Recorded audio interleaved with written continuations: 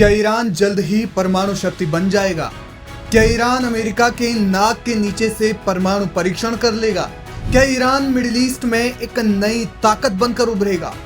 ये सवाल इसलिए उठ रहे हैं क्योंकि एक नई खुफिया रिपोर्ट सामने आई है जिसमें यह दावा किया गया है कि अमेरिका के साथ बातचीत के दौरान भी ईरान अपने परमाणु कार्यक्रम को तेजी से आगे बढ़ा रहा है। बड़ी बात यह है कि यह जानकारी अमेरिकी खुफिया रिपोर्ट से एकदम उलट है, जिन्होंने हाल ही में कहा था कि ईरान अपने परमाणु कार्यक्रम पर काम नहीं कर रहा है। लेकिन ऑस्ट्रिया के अधिकारियों की इस रिपोर्ट ने मामले में अमेरिका के लिए चिंताएं बढ़ा दी है। FBI के ऑस्ट्रिया के संस्करण directorate state protection and intelligence service ने सोमवार को एक खुफिया रिपोर्ट में लिखा, अपनी क्षेत्रीय राजनीतिक शक्ति महत्वाकांक्षाओं को लागू करने के लिए इस्लामी गणराज्य ईरान व्यापक रूप से दोबारा हथियारों के लिए प्रयास कर रहा है, जिसमें परमाणु हथियार शामिल हैं, ताकि ईरान को किसी भी हमले से बचाया जा सके और मध्य पूर्व और उसके बाहर अपने प्रभुत्व का विस्तार और सुदृढ़ीकरण किया जा सके। ईरान और अमेरिका के बीच परमाणु वार्ता लगातार चल रही है। अमेरिकी राष्ट्रपति डोनाल्ड ट्रंप का कहना है कि ईरान के साथ परमाणु मसले पर बातचीत अपने अंतिम चरण में है। बुधवार को व्हाइट हाउस ने एक प्रेस कॉन्फ्रेंस में कहा कि उन्होंने पिछले हफ्ते इसराइल के साथ बातचीत की थी और उनसे कहा था कि तेहरान पर हमला करना सही नहीं है, क्योंकि उनका मानना था कि वे कुछ हफ्तों के भीतर एक समझौते पर पहुंच सकते हैं।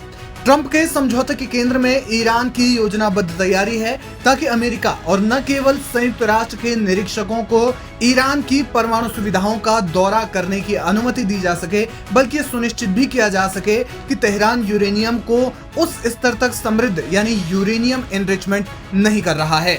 लेकिन ट्रंप के इन दावों के बीच इस नई खुफिया रिपोर्ट ने जाहिर तौर पर ईरान के परमाणु कार्यक्रम के विरोधियों का ध्यान उनकी ओर आकर्षित किया है। ईरान और अमेरिका के बीच उनके परमाणु कार्यक्रम पर 5 चरणों की बातचीत हो चुकी है। माना जा रहा है कि इस बातचीत के केंद्र में कुछ शर्तें हैं, जैसे कि ईरान अपना परमाणु कार्यक्रम आगे नहीं बढ़ाएगा और बदले में अमेरिका उन पर लगे प्रतिबंधों को समाप्त कर देगा। हालांकि दोनों पक्षों के बीच सीधे तौर पर क्या बातचीत हुई है, इस बारे में अभी कोई जानकारी नहीं है। लेकिन इस रिपोर्ट के सामने आने के बाद अमेरिका क्या कदम उठाता है, ये देखना और भी दिलचस्प हो गया है।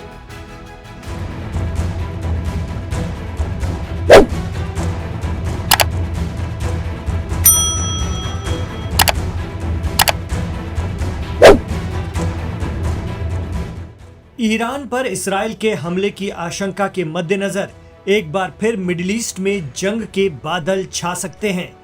चर्चा है कि ईरान के न्यूक्लियर ठिकानों को टारगेट करने के लिए इसराइल कभी भी अटैक कर सकता है। वहीं अमेरिका और ईरान के बीच चल रही न्यूक्लियर बातचीत में अब तक कोई खास पेशरफ्त नहीं हुई है। यानी अगर ईरान अमेरिका न्यूक्लियर टॉक बेनतीजा रहती है तो अमेरिका भी इसराइल की मदद को आ सकता है ईरान के खिलाफ। मीडिया रिपोर्ट बता रही है कि वैसे तो ईरान युद्ध की तैयारियां काफी समय से अंजाम दे रहा है।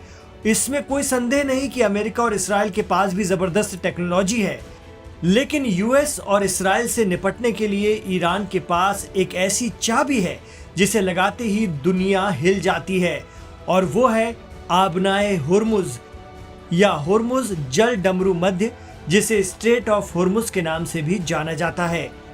फारस की खाड़ी में ये इलाका दुनिया भर में तेल सप्लाई का एक अहम रास्ता है, और अगर इसराइल की शह पर अमेरिका ने हमला किया तो पूरे इलाके में फैले IRGC यानी पासदारान इस्लाम फोर्स की पूरी कोशिश रहेगी कि कच्चे तेल की सप्लाई का रास्ता बंद कर दिया जाए। कहा जाता है कि ईरानी पासदारान इस्लाम समंदर के अंदर भी है और बाहर भी। अगर तेल की सप्लाई एक हफ्ते भी मुतासिर हुई या प्रभावित हुई तो ग्लोबल मार्केट हिल जाएगा, अमेरिकी और यूरोपीय इकोनॉमी में मंदी आ जाएगी और डॉलर गिरेगा तो दुनिया पर इसका असर पड़ेगा। यूरोप का असर अरब पर भी पड़ता है और इसकी चपेट में दक्षिण एशिया का आना भी तय है। दरअसल आबनाए हुर्मुज पश्चिम एशिया की एक प्रमुख जल संधि है जो ईरान के दक्षिण में फारस की खाड़ी को ओमान की खाड़ी से अलग करती है। इसके दक्षिण में संयुक्त अरब अमीरात और ओमान है। तेल के निर्यात की दृष्टि से ये जलडमरू मध्य बहुत महत्वपूर्ण है, क्योंकि इराक, कतर और ईरान जैसे देशों का तेल यहीं से निर्यात होता है। अपने सबसे कम चौड़े स्थान पर इसके दोनों तटों में 39 किलोमीटर की दूरी है। ये ईरान को ओमान से अलग करती है। इस तेल सप्लाई रास्ते में ईरान की रेवोल्यूशनरी गार्ड कॉर्प्स का कंट्रोल है। IRGC पहले भी कई बार कहता रहा है कि अगर ईरान पर इसराइल या अमेरिका के जरिए हमला किया जाता है तो वो हुर्मुज़ जलडबरू मध्य को बंद कर देगा। जैसे यमन के अंसारुल्लाह या हूती फाइटर आज भी इसराइल के लिए लाल सागर पर नाकेबंदी किए हुए हैं। बड़ी मुश्किल से सीज़फायर कर अमेरिका ने उनसे पीछा छुड़ाया।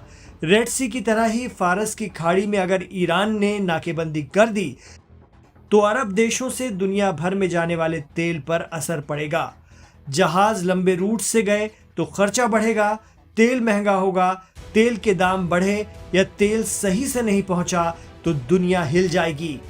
इसराइल, अमेरिका, यूरोप और दुनिया के सभी देश इस बात को अच्छी तरह जानते हैं। यही वजह है कि ईरान से उलझने की बजाय अमेरिका बातचीत पर जोर दे रहा है।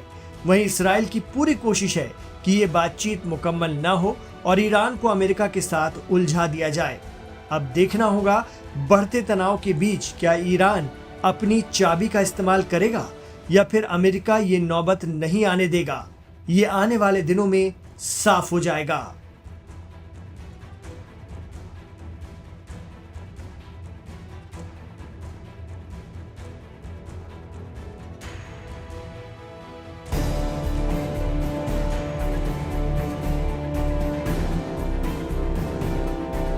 ईरान पर कभी भी हमला हो सकता है। इसराइल ने इसके लिए पूरा माहौल बना दिया है। एक्सपर्ट मानते हैं कि अमेरिका को भी इस जंग में कूदना होगा। भले ही अमेरिका युद्ध टालने की कोशिश कर रहा हो, लेकिन इसराइल की पूरी कोशिश है कि किसी भी बहाने ईरान पर अटैक कर दिया जाए। कैसे? आइए इसे समझने की कोशिश करते हैं। गजा में खाना खत्म होता जा रहा है। बच्चे बड़े सभी भूख से बेहाल हैं। जहां कहीं भी NGO खाना लेकर खड़े होते हैं, मिनटों में खाना खाली होता जा रहा है। लोग खुद बता रहे हैं कि उनके पास अब सिर्फ 2 दिन का खाना बचा हुआ है। इसराइल की मर्जी से जो सप्लाई हो रही है वो बेहद कम है। ऐसे में अगले 24 घंटों में गजा में 11,000 बच्चों की मौत तय है। उस पर से गजा के आसमान से इस्राएली बम कभी भी नीचे गिर जाते हैं। तबाही और मौत हर तरफ से घेर रही है गजा वालों को। दरअसल इसी बहाने से इस्राइल अमेरिका को यह समझाने में लगा है कि इन सब का जिम्मेदार ईरान है। जब तक ईरान पर हमला नहीं होगा तब तक कुछ नहीं होने वाला। गजा के समर्थन में यमन से हूती फाइटर्स या अंसारुल्लाह के हमलों को भी इस्राइल ईरान का ही मानता है। उधर न्यूक्लियर एनरिचमेंट को लेकर अमेरिका और ईरान की बातचीत भले ही जारी है, लेकिन देखा जा रहा है कि उसमें प्रेसिडेंट ट्रंप की शर्तें इतनी सख्त होती जा रही हैं कि ईरान उसे शायद ही माने। ईरान पहले ही कह चुका है कि अपने हितों को ताक पर रखकर वो झुकने वालों में से नहीं है। जो भी बातचीत होगी वो बराबरी पर होगी, लेकिन ऐसा लग नहीं रहा है। हालांकि ईरान का कहना है कि वो न्यूक्लियर हथियार नहीं बनाएगा, लेकिन उसे एनर्जी के लिए परमाणु संवर्धन की जरूरत है। वहीं अमेरिका का साफ कहना है कि ईरान को 1% भी एनरिचमेंट की इजाजत नहीं दी जाएगी। एक्सपर्ट मानते हैं कि ऐसे में बातचीत टूटने की आशंका बढ़ रही है।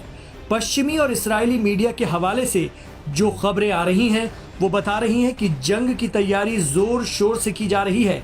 वहीं अमेरिका में इस्राएली लॉबी इस कदर हावी है कि हालात बिगड़े तो अमेरिका इस्राएल को मना नहीं कर सकेगा और उसे भी ईरान के खिलाफ मैदान में उतरना होगा। भारतीय डिफेंस एक्सपर्ट कमर आगा कहते हैं कि इस्राएल और अमेरिका का डीप कनेक्शन है। जूस लॉबी अमेरिका में बेइंतहा पावरफुल है। वहीं अमेरिकी कांग्रेस में भी इस्राएली लॉबी का अच्छा खासा ग्रिप है। ऐसे में अमेरिकन सीनेटर्स की तादाद भी बहुत बड़ी है जो चाहते हैं कि ईरान को सबक सिखाया जाए और अमेरिका विरोधी मुल्क जैसे चीन और रूस वगैरह को ठंडा किया जाए। यही वजह है कि ईरान भी काफी पहले से अपनी जंगी तैयारियों को अंजाम दे रहा है और वहां की आवाम भी जंग के लिए खुद को तैयार कर चुकी है। ईरानी आवाम का जज्बा ईरान इराक युद्ध के समय दुनिया ने देखा था। उस समय करीब 8 साल लंबी लड़ाई में जनता ने सरकार का भरपूर साथ दिया था। आज भी हालात बहुत ज्यादा बदले नहीं हैं। अब देखना होगा कि ईरान पर अटैक करने की इस्राइल की हसरत कब तक पूरी होती है और अमेरिका और मित्र देश इसमें क्या रोल निभाते हैं।